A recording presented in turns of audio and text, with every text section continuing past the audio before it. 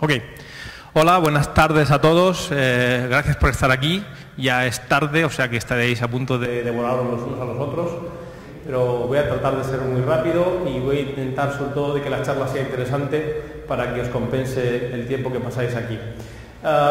Bueno, mi nombre es Andrés Martínez, me conocen también como Almo y soy Developer Program Manager en Google. Este es un equipo que forma parte del grupo de ingeniería de Google y que nos llaman los ingenieros con capacidades sociales, porque básicamente somos capaces de hablar en público sin ponernos una bolsa de papel en la cabeza. Nuestra labor básicamente es comunicar, trasladar, informar, enseñar acerca de las posibilidades que ofrece la tecnología. Pero lo curioso es que yo no estoy aquí hoy para hablarles de tecnología. Lo cierto es que acabo de aterrizar como aquel que dice en el país, llevo 3 meses solamente y después de pensar un poco en cuál podría ser el primer tema que me ocupase a la hora de dar charlas en España, me di cuenta que quizás más importante que hablar de tecnología podría ser hablar de lo que voy a hablar aquí hoy. Y es que es básicamente de cómo los emprendedores tecnológicos, aquellos con perfiles técnicos, son capaces de superar el gap que existe entre la definición de una idea y de una solución y la creación de un producto. El argumento básicamente es que tenemos que enseñar a los desarrolladores, a los equipos técnicos, incluso a emprendedores que vienen de otras disciplinas, les tenemos que enseñar a fallar.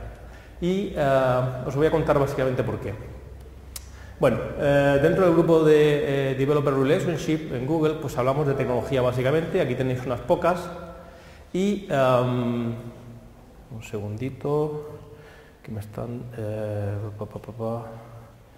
Básicamente quería ponerles este vídeo, porque aquí se habla bastante bien de qué es lo que hacemos, no se oye muy bien, pero yo siempre tenía problemas para explicarle a mi abuela a qué me dedicaba y muchos más problemas para explicarle por qué me pagaban, ¿no? Y básicamente esto podía ser...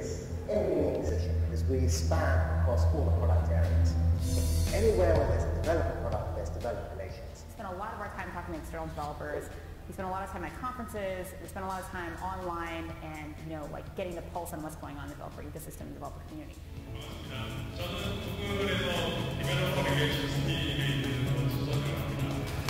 We provide knowledge about developers, expertise about what developers find useful, and what the best developer experiences are. It's all about Google as a platform. I hope that it makes some new perfect applications. Having a developer relations team for a company as large as Google is pretty powerful because you get to have people whose job is to make platforms accessible. I'm Peter Lubbers, author of Pro HTML5 Program. I'm Carrie. Today we are demoing Pixel. I'm Rupert Whitehead and I'm here today as I/O ambassador. I'll be showing you how to get started with using Google APIs. My name is Jarek Linkiewicz. Welcome to take Google-provided services and bring them to developers who might not have been able to discover them on their own. Have somebody who's writing down step-by-step instructions and putting up examples on their own personal GitHub repo. It's great to see it being done by somebody else, and that's kind of what we do. I feel like we're at the very edge of what Google is doing and how that's touching the outside world, and not just from like a consumer perspective, but I feel like I get to see like where Google is trying to push web and mobile in the next 5 or 10 years. I think that's very exciting. We're the link between Google and any other company or developer that wants to be involved. 方から直接聞けるっていう機会がなかなか少ないので、非常にありがたい。60% of my time I spend writing code, and the rest of my time I spend communicating. I write technical documentation. Every now and then I find myself preparing to give a presentation for Google I/O or from even a local meetup. I get paid to go into Stack Overflow and sort of hang out in the Google Plus community and talk to developers. I get to travel to hackathons. I get to put on my own hackathon. デベロッパーとそのイベントでその会話、そしてプレゼンテーションすることのは私の仕事の一番楽しいことだと思うから。Everyone I've met is so incredibly unique and comes from really diverse backgrounds. But what I have noticed is consistent is that everybody is very strongly technical. The ability to be clear and coherent, that is what's powerful for DevRel. If you're good at explaining how things work, if you like teaching people how to write code, then developer relations is for you. Pues bueno, no sé si habéis pillado alguno porque no sé tampoco muy bien, pero empleamos mucho el tiempo que nos dedicamos. Esta chica decía un 60%. En mi caso, somos parte de un equipo que trabaja con un foco bastante regional, somos unas 12 personas en todo el mundo y empleamos un 60% del tiempo en estudiar y en programar, más o menos al 50%, ¿vale? Y el resto del tiempo lo empleamos en comunicar. Esto es importante y de alguna forma explica por qué mi primera charla, mi primera comunicación para desarrolladores tiene como foco el enseñar a los desarrolladores a fracasar, ¿vale? Entonces retomamos un poco aquí la conversación, conocéis mucho de los productos de los que hablamos aquí, pero yo os voy a hacer un planteamiento curioso. La primera pregunta es, ¿cuántos de ustedes son emprendedores o trabajan en startups o se han planteado en algún momento emprender, crear una empresa? Pues la verdad es que está muy bien. Supongo que sabéis, no pretendo desmoralizaros, pero en el plazo de 3 años el 90% de vuestros proyectos se van a ir al garete, que se diría, ¿no? Van a fracasar, básicamente. ¿Alguien se pregunta por qué? ¿Cuál es el problema? En realidad, el problema no es fácil de resolver. Si os gustan estas cosas, básicamente el desarrollo económico, el desarrollo social, es lo que se denominan problemas o sistemas emergentes, es decir, básicamente son problemas de complejidad exponencial, con sistemas no lineales, en los que los factores que influyen en el desarrollo en este caso económico, se interrelacionan de una forma tan compleja que no es fácil saber por qué, ¿vale? No obstante, yo he identificado un pequeño nicho en el que trabajar, los efectos evidentemente podrían variar en función de muchos factores, pero en mi caso aquí lo que les voy a presentar es una argumentación acerca de por qué en el caso particular de España, aunque es un problema que afecta a muchos países, no vemos una conversión mayor entre producción de contenido científico y tecnológico y lo que sería innovación. Y para ilustrar esto voy a hacer primero lo que yo llamo una aproximación macro, que es la que veis aquí ahora mismo, y luego haré una aproximación micro. La aproximación macro se basa en la siguiente argumentación. Básicamente utilizando los datos del informe de la Fundación Conocimiento y Desarrollo, es una fundación española que se dedica a estas cosas. Resulta que España ocupa la posición número 10 en el ranking mundial de producción de contenido científico. A pesar de los denodados, intensos y consistentes esfuerzos en acabar con la ciencia en España, seguimos ocupando la posición número 10, lo cual tiene mucho mérito, es decir, no hemos conseguido cargarnos la producción científica. Yo creo que son un dato realmente sorprendente, a mí me sorprendió al menos. Y en conjunto somos responsables de la producción del 3% de la producción total, ¿vale? Nuevamente es sorprendente porque no tenemos tradición en general o aparentemente de grandes sistemas de investigadores ni grandes infraestructuras. Por otro lado, en términos de comunidades, recientemente se producen efectos que conocéis muchos de vosotros, que es la organización de desarrolladores de distintas categorías en torno a lo que se llaman comunidades, ¿vale? El origen de todo esto posiblemente fuesen las comunidades de hacker y de open source, pero actualmente vemos este tipo de comunidades en todo tipo de, digamos, niveles, con categorías de desarrolladores y demás. Y en este caso, permitidme que utilice datos internos de las comunidades de Google. En España tenemos una serie de grupos de desarrolladores de Google repartidos entre unas 10-15 ciudades porque fluctúan. Y como podéis ver aquí, aunque no se ve muy bien, yo os lo comento, tenemos a España por encima de la 10ª posición en ambos casos en número de eventos en los últimos 6 meses y el número de asistentes a esos eventos. Estos datos fluctúan, como podréis imaginar, es un dato bastante vivo que podéis consultar en la página web de desarrolladores, y la parte interesante es que estas personas, que son grupos que cuentan con una autonomía absoluta y de carácter puramente orgánico, son responsables de actividades que están, en algunos casos, solamente superados por países como Estados Unidos, la India o China, que tienen, en estos dos últimos casos, más de 1.000 millones de personas. Es decir, podemos extrapolar que hay una cantidad de producción técnica, hay una formación, hay una capacitación o al menos un interés bastante interesante. Y esto concuerda bastante bien con el argumento de que somos los responsables de la producción intelectual del 3% y ocupamos una posición bastante destacada. No obstante, la parte negativa viene cuando analizamos que realmente ocupamos la 30ª posición en el ranking mundial de innovación. Por si hay alguna duda, cuando hablo de innovación me refiero a invenciones puestas en el mercado, ¿vale? Alguien que investiga algo y coge y lo convierte en un producto. Esto denota, o me permite argumentar, que somos buenos produciendo contenido científico, produciendo contenido tecnológico, y no tan buenos a la hora de llevar esas innovaciones, esos contenidos al mercado.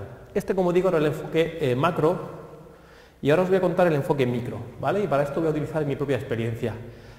Yo allá por el 99 era un joven, una joven promesa de la informática, aspirante al premio Turing, sigo siendo aspirante a este último premio, y por diversas avatares de las circunstancias en aquel momento, me planteé un problema, o me enfrenté a un problema que me hicieron llegar básicamente un grupo de traumatólogos a la hora de, digamos, mejorar los procedimientos de diagnóstico de escoliosis. Esto se sigue haciendo hoy por hoy con unos métodos bastante rudimentarios, basados básicamente en poleas y en test visuales, y en aquel momento nos plantearon la posibilidad de desarrollar un escáner de reconstrucción tridimensional para hacer diagnóstico de escoliosis rápido, automatizado y con medidas contrastables incluso a lo largo del tiempo. Hoy en día, con Kinects y cosas de este tipo, es relativamente fácil hacer esto, pero entonces los escáneres que habían eran escáneres láser, que cubrían regiones muy pequeñitas, y entonces hacer un escáner de estas dimensiones para toda una espalda era algo muy costoso, y además si queríamos hacerlo portable y en tiempo real, bueno, pues era un reto relativamente sofisticado en aquel momento. La parte interesante es que en un equipo de 2 personas fuimos capaces de encontrar una solución aproximadamente en un año, ¿vale? Es decir, bueno, veis ahí una imagen, utilizábamos interferometría activa, que se llama, o profilometría de Fourier, que es básicamente lo mismo, y fuimos capaces de desarrollar un equipo capaz de reconstruir tridimensionalmente la espalda de un paciente. Esto es lo que se llama el encaje de solución-problema, es decir, después de un trabajo de solo un año, fuimos capaces de solucionar un problema real, había mucha gente interesada en resolver este problema. No obstante, después de este paso, tardamos aproximadamente 2 años más en darnos cuenta que no éramos capaces de encontrar un modelo de negocio en torno a este desarrollo. Es decir, fuimos incapaces de encontrar lo que se llama el encaje de producto y mercado, y lo que es más importante, fuimos incapaces de darnos cuenta a tiempo. Empleamos 2 años, que es un tiempo muy importante, en darnos cuenta que no éramos capaces de encontrarlo.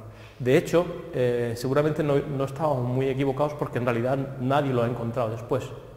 Existen este tipo de cacharros, pero no hay un modelo de negocio desarrollado en torno a este tipo de ideas. Fuimos capaces de encontrar el encaje problema-solución, fuimos incapaces de encontrar el encaje producto-mercado.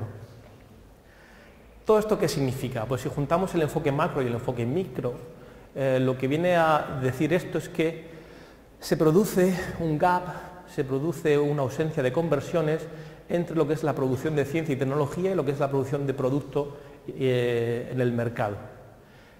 Y la pregunta es ¿por qué? Bueno, pues como os digo, se trata de un sistema emergente, enormemente complejo, que entra con temas relacionados con educación, cultura, etcétera, etcétera, pero en el caso que me ocupa, mi foco viene básicamente a tratar de resaltar el por qué se produce este problema, con la intención de que con estas breves recomendaciones seáis capaces de mejorar la aproximación que hagáis al desarrollo de empresa, y lo tengáis en cuenta para las futuras aventuras. El argumento, como digo, básicamente es que el problema en este caso es lo que yo llamo, o se llaman, las 9 maldiciones del desarrollo de producto. Y estas 9 maldiciones básicamente consisten, como veis aquí, en presuponer más que evaluar el producto o el cliente o el mercado. Bueno, las tenéis ahí más o menos relatadas, pero las 2 primeras hacen referencia a que el emprendedor piensa que sabe qué características ha de tener el producto o qué características el cliente quiere, y esto es normalmente falso, entre falso y muy falso, diría yo. El punto 3 y el punto 4 hacen relación al digamos, lo que es los procesos de desarrollo, en los que se establece una fecha de lanzamiento y esto condiciona el desarrollo del producto, con efectos funestos, y porque básicamente nos centramos en ejecutar un plan que preconcebimos, en vez de, digamos, proponer, evaluar, aprender e iterar, ¿vale?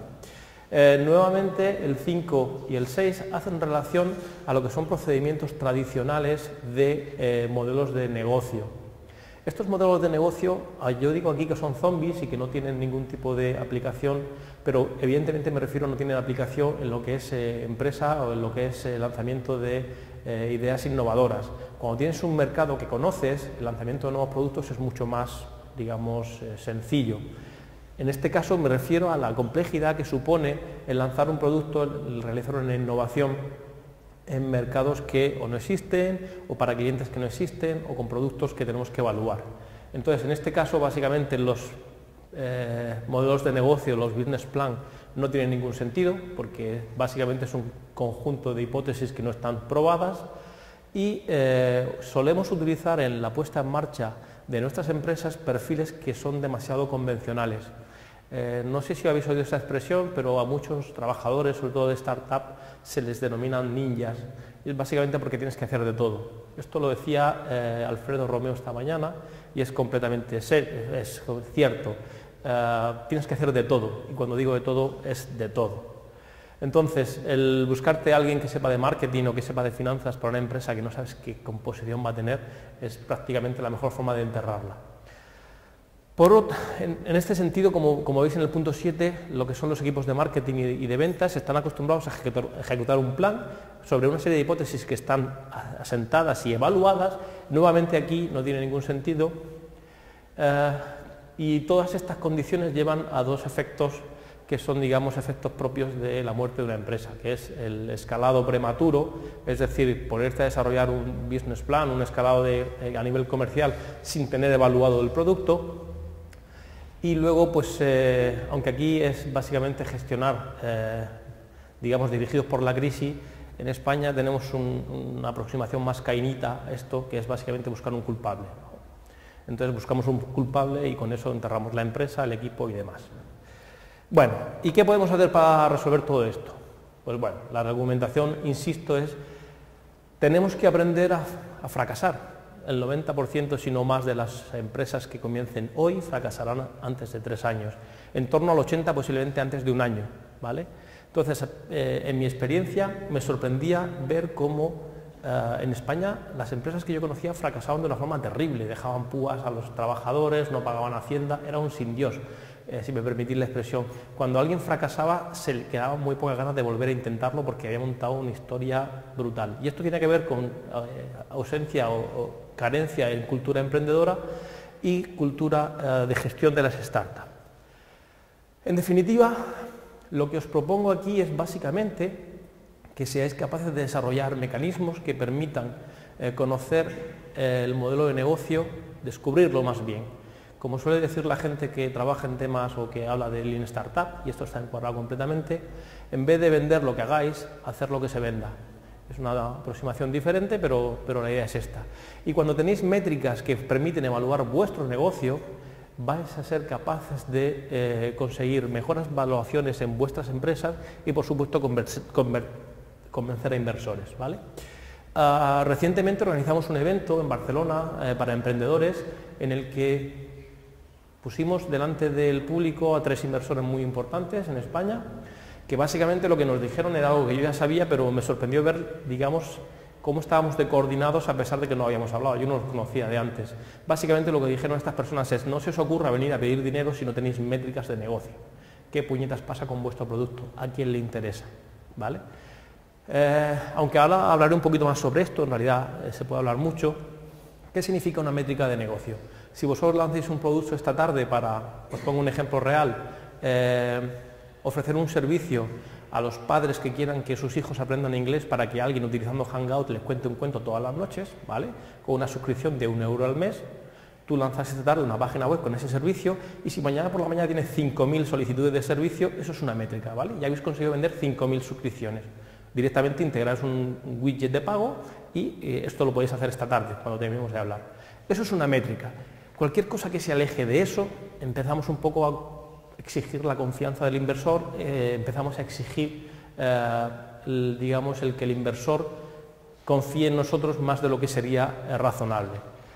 En cualquier caso, es muy importante ser capaces de desarrollar un procedimiento estructurado que nos permita evaluar hipótesis en torno a los modelos de negocio.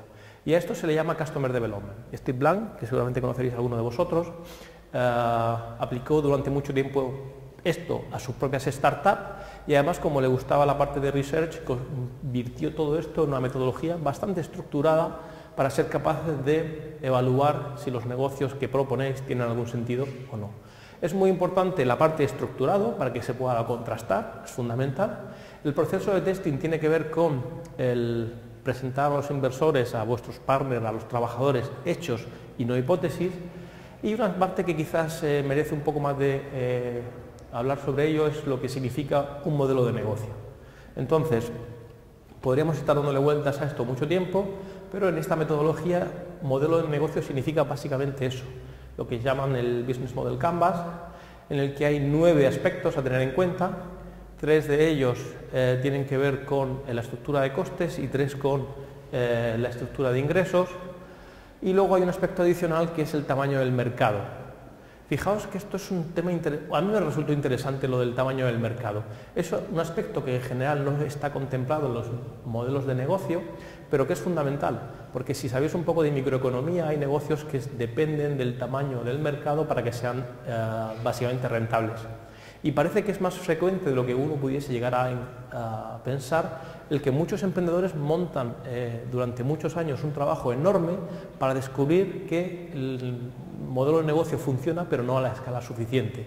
Con lo cual, lo primero que os van a pedir es que hagáis una dimensión del mercado que al menos a priori sea capaz de justificar el tamaño o la inversión del esfuerzo que vais a poner a continuación. Si este es el modelo de negocio, el proceso de evaluación estructurado va a ser una secuencia de canvas, ¿vale? Es decir, partiendo del canvas más sencillo que hagáis en el minuto 0, va a seguir modificando cada uno de los aspectos a tener en cuenta, haciendo testing básicamente, y esto va a dar una secuencia de canvas que os debería llevar a descartar el producto si no conseguís encontrar un producto que incorpore un modelo de negocio que además sea del volumen suficiente como para justificar el negocio, ¿vale?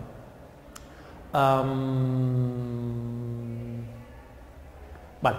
La propuesta que yo venía aquí a haceros básicamente es que para implementar todo este tipo de estrategias tenéis una plataforma que es idónea, que es adecuada para empresas que están empezando. Si queréis hacer Customer Development, tenéis empresas y productos muy complejos y a la vez muy costosos que podéis conseguir pues, si tenéis mucho dinero.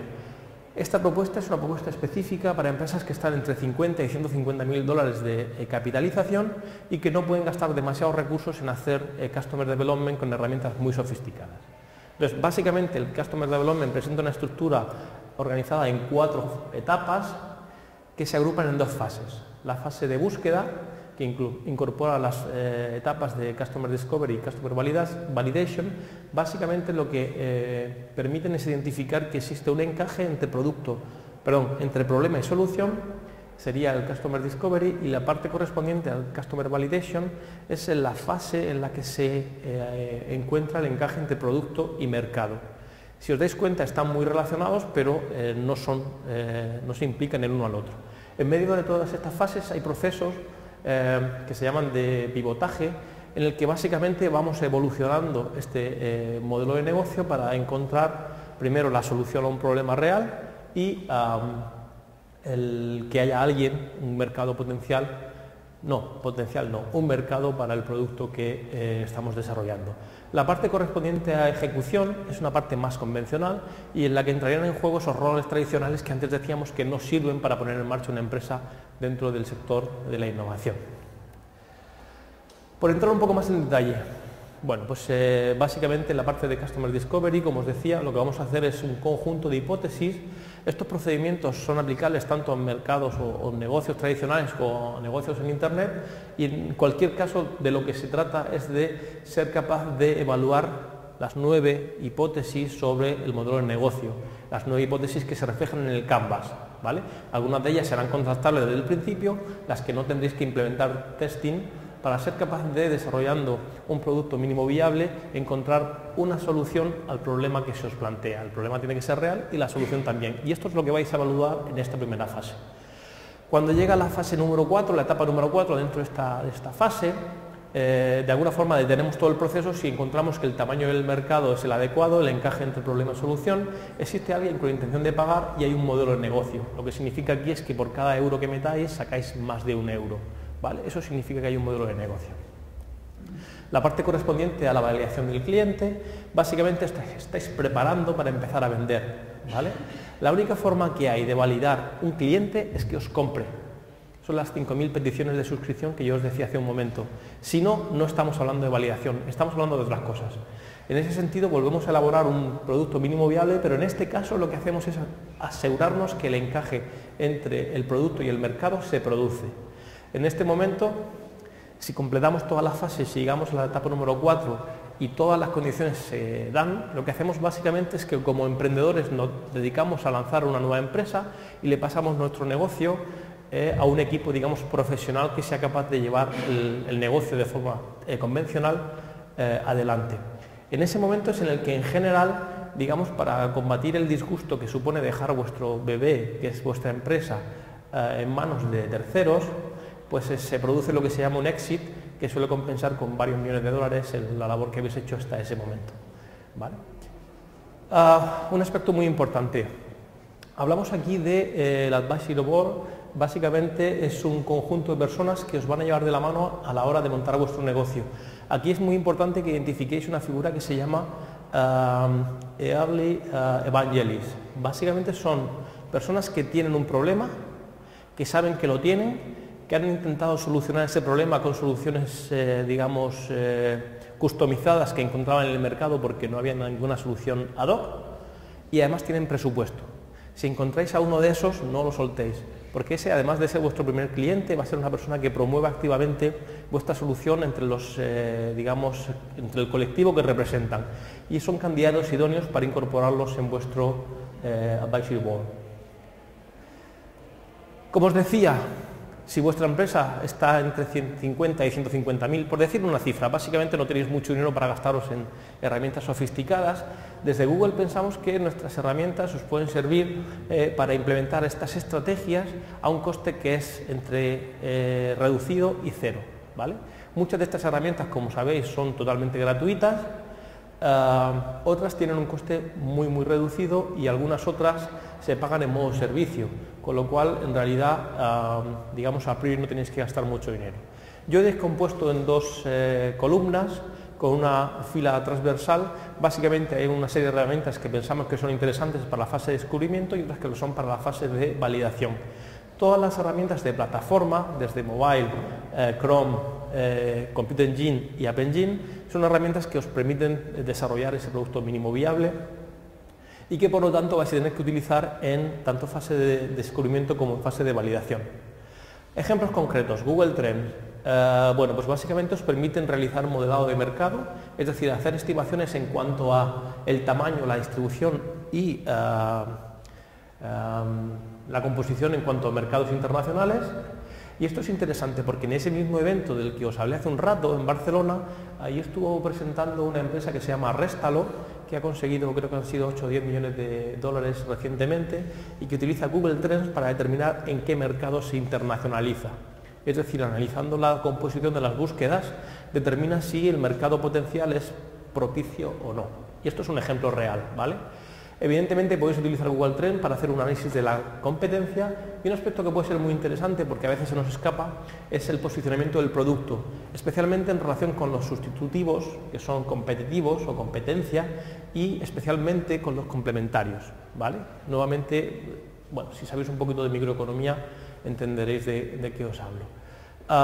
Evidentemente podemos utilizar estas tecnologías para hacer un posicionamiento de la compañía, y lo que es muy importante identificar lo que hemos llamado de Early Evangelists, porque básicamente pertenecen a colectivos que hacen cierto tipo de búsquedas de soluciones que no encuentran y que potencialmente podemos identificar mediante estas técnicas para incorporarlos en nuestro Advisory Board. Google Analytics, por otra parte, es una herramienta que conocéis muy bien, es muy compleja. Entonces, además del posicionamiento SEO y este tipo de técnicas, aquí lo que os propongo es que os planteéis el uso de estas herramientas junto con, por ejemplo, Blogger o Google Site para la implementación de lo que se llaman test A/B.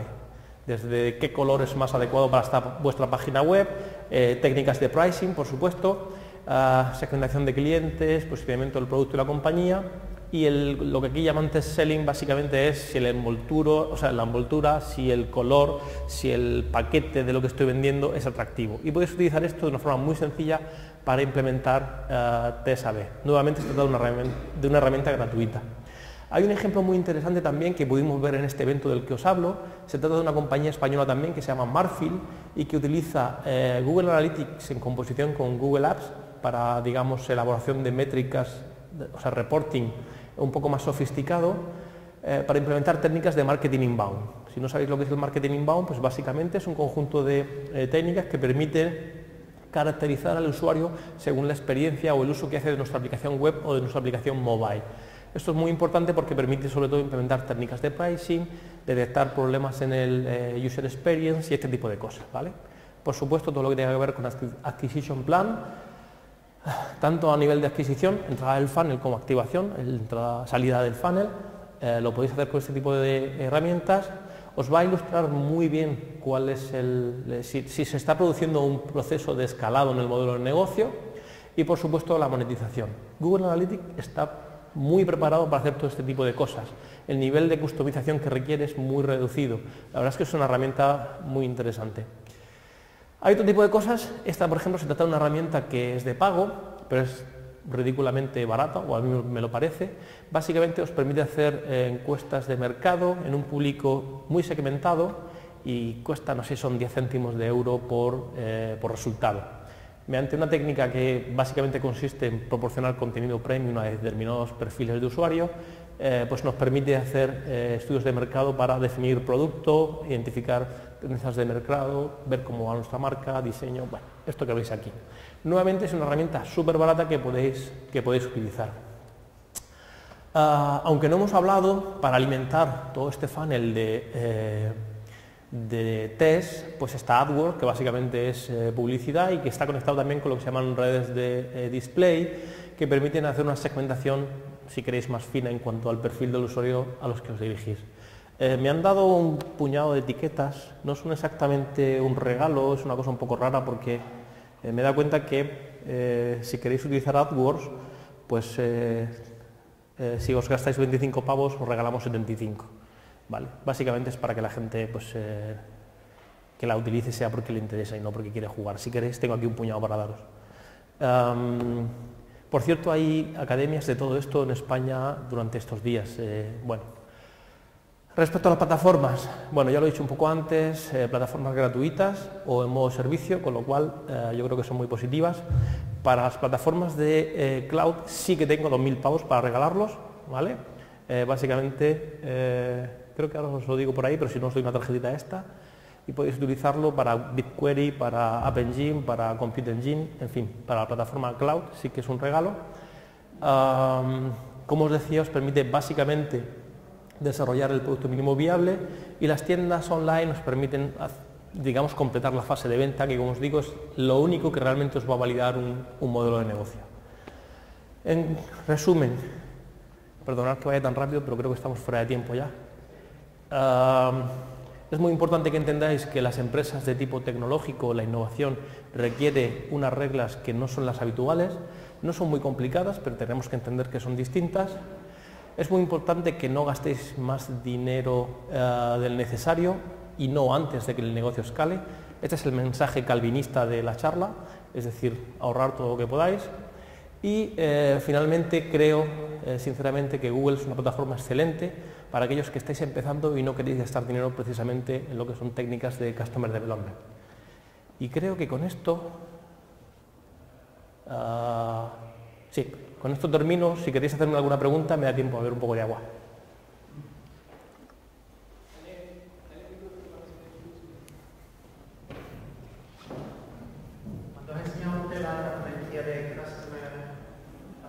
La segunda, no la primera. La primera es validación, la segunda era... En el punto 4 estabas hablando también lo que habla... exactamente, la siguiente. ¿Esta? Esa, validation. Estabas hablando de que cuando llegas al punto 4, ¿vale? Ya encuentras y ya has validado tu negocio y lo que haces es dárselo a alguien que sepa manejarlo, a una estructura tradicional, que esté buscando una estrategia de salida. Sí. ¿Esto sirve o puedes emplear este tipo de técnicas si no quieres tener una estrategia de salida y lo que quieres hacer es desarrollar tu propio producto? Sí, un poco lo que se pretende resaltar con mi comentario, lo que se pretende resaltar es que la gente que se anima a montar una empresa pues tiene, digamos, bastante de esquizofrenia, digamos, es bastante amigo del caos. Son perfiles donde se sienten cómodos con la adrenalina que supone el cambio, la incertidumbre. Es mi impresión, pero seguro que lo podéis contrastar. Y esos perfiles no siempre son los adecuados para tener un negocio tradicional, ¿vale?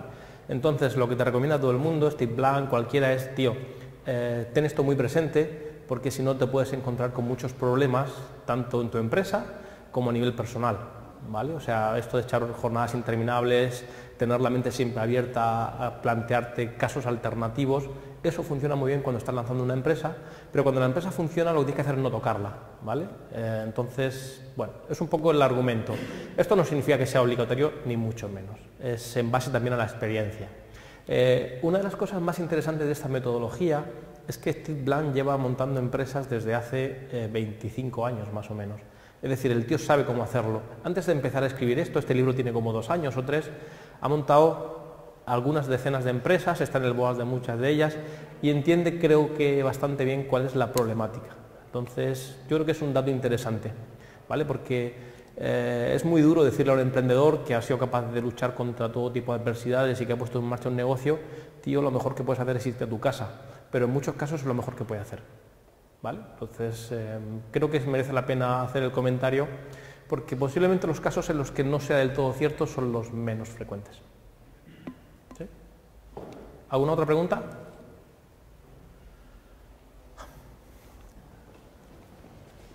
Bueno, pues, ¿tenemos una pregunta allí?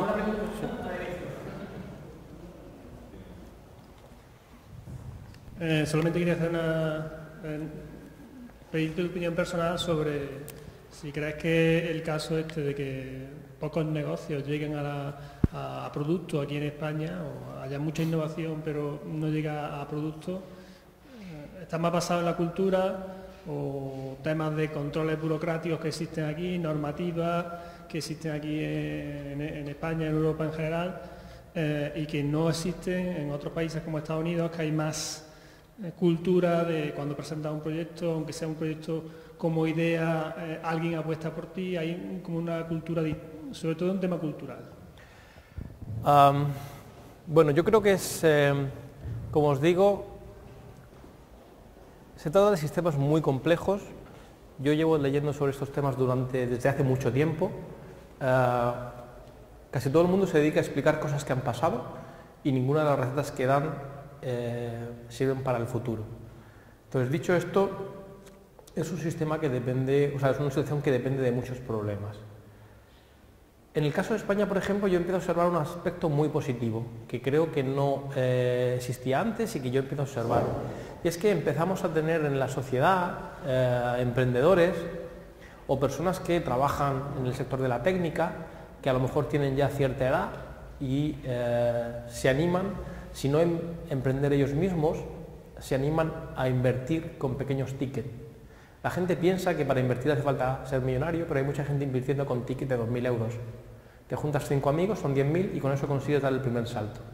Esto es algo relativamente nuevo, lo empezamos a ver y creo que básicamente lo que ocurre es que de alguna manera las sociedades se desarrollan de forma distinta y ese tipo de cosas que sí que son más frecuentes en Estados Unidos empiezan a llegar aquí ahora. Evidentemente los niveles de financiación son ridículos. En España el año pasado se invirtieron 250 millones en capital en VCs, ¿vale? Creo que el 60% fueron empresas tecnológicas y de esas el 50% de nueva creación. Eso es un capital ridículo comparado con el resto. Tenemos la formación, como creo que justifica un poco la presentación. No es fácil hacerse una idea de por qué somos distintos, simplemente lo somos y ya está. Tenemos cosas buenas para algunas cosas y para otras pues somos distintos. Lo que sí que estoy convencido es que las empresas en España son capaces de hacer tanto o más como en cualquier sitio. En España, por ejemplo, tenemos empresas dedicadas a ingeniería, tenemos empresas dedicadas a servicios con cierto tamaño y volumen, Con lo cual, pues de alguna forma hemos demostrado que es posible.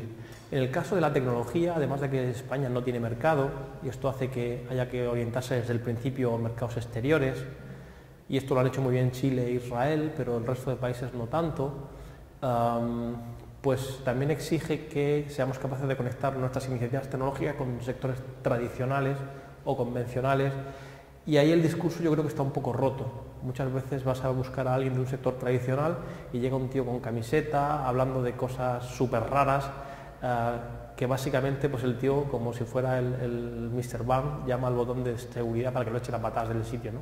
Imaginaos el escenario, ¿no? Un tío con 60 años, dueño de una gran constructora, y llega un tío vendiéndole avatares en Second Life o algo así. Diría, pues esto qué puñetas es, ¿no?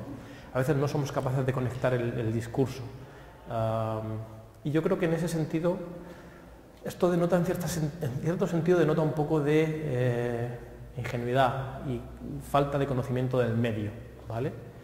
Pero bueno, poco a poco estas cosas van cambiando.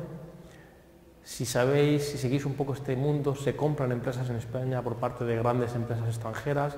Tenemos ingenieros de software y de hardware, ingenieros en general, en gran parte de las mejores compañías del mundo. Yo no creo que haya sido una cuestión de complejo, bueno, somos distintos y aquí pues tenemos otras cualidades, pero en cualquier caso es difícil. No te he dicho nada, pero...